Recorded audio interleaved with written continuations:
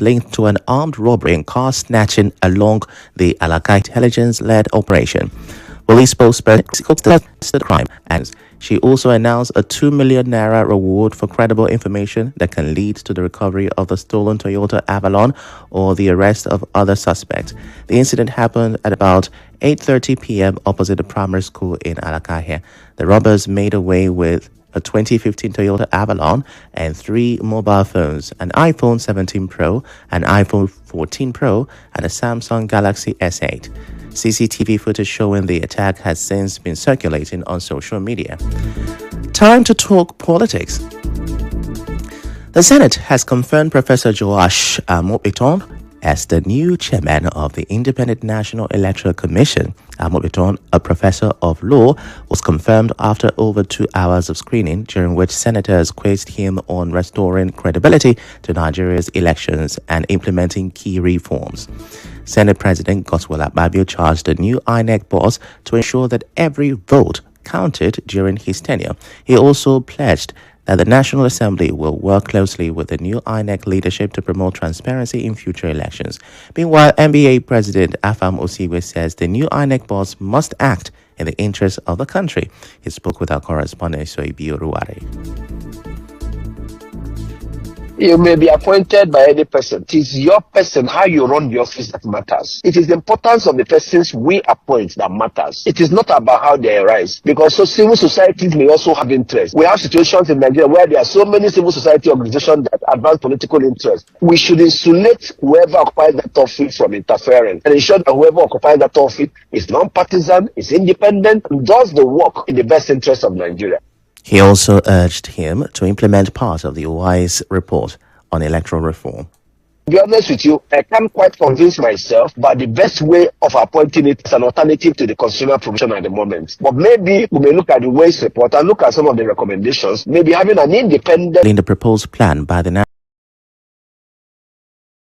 lawyer and human rights advocate Chizienyi says if the bill is passed into law, it will help stop illegally declared winners from enjoying salaries and allowances they are not entitled to.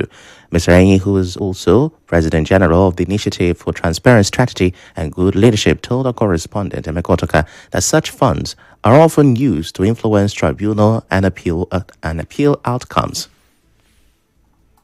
I think that will, in a way, minimize some of these unusual spendings where people will go in money not meant for them. So it's also discouraging our electoral system, wherein those who will be thrown in, they also use money gotten there unlawfully to be fighting the electoral. Let everybody be on the same page. As in, I'm not sworn in, and you have also not been sworn in, and then we are fighting electoral situations. That means not be sworn. The best approach, I think, that will discourage some of these riggings and all that. He added that conducting elections earlier will promote faster resolution of electoral cases. For us to move forward, all litigation should end within 5 months, and then swearing in the next 1 month, the person can prepare for swearing in, and then when being sworn in, you won't be distracted with electoral issues and the litigation. Well, we're not done with politics. This time, let's tell you that the wave of defections rocking the People's Democratic Party is still making headlines. Enugu State Governor Peter Mba recently defected to the APC, while Bayelsa State Governor Doyedire has resigned from the PDP but hasn't declared his new party. The Chief Press Secretary to the Bayelsa State Governor Daniel Alabra says Governor Doyedire's resignation from the People's Democratic Party is a strategic decision. Speaking on Nigerian FM's Morning Crossfire, Alabra explained that the move was made in the governor's best interest and that of Bayelsa State. Look, his move is very strategic. People will not understand it now. It was in his own political interest and in the interest of Bayelsa. And at the end of the day, people will come to understand why he decided to leave. We see all of these things happening. People are here today, they are there tomorrow, because Nigerian politics is not ideological. Now, he clarified that Governor Doyedire is currently not affiliated with any political party and that an announcement on his next political step will be made soon. Alabra also noted that the absence of clear ideology among political parties in the country continues to push politicians to switch affiliations whenever it suits them.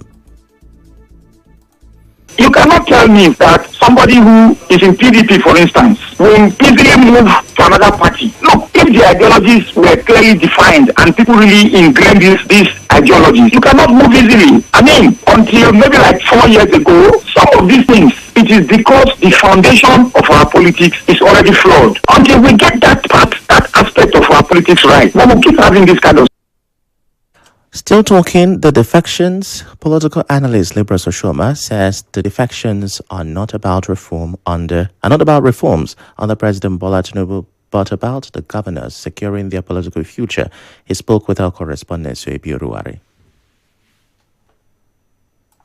They want to remain leader of the dominant party at their state. That's why I'm saying that the way things are going, the way governors are going, one wonders what the president is telling them. And if it is about securing their state and their future politically, then we can as well keep the election goodbye. But it is not about the reforms. It is not about reform. It is more about securing their political future. Majorly, what you see playing out here is about political future, even for those that are on their second term. So we want to determine, his successor. Mr. Sholma says the current political space shows no strong opposition party and that citizens have now become the most powerful opposition. He advised politicians in different coalitions to unite and build a strong front ahead of future elections. Meanwhile, political scientist Simbo Olorufemi warns that the APC may face internal crisis soon, given the volume of defections. The tendency, the greater the tendency might have to fall prey to internal implosion, internal crisis. So APC itself will have to see the certain level of crisis percent. The truth is whether we like it or not. The bigger the party is growing, the strangle we now have on the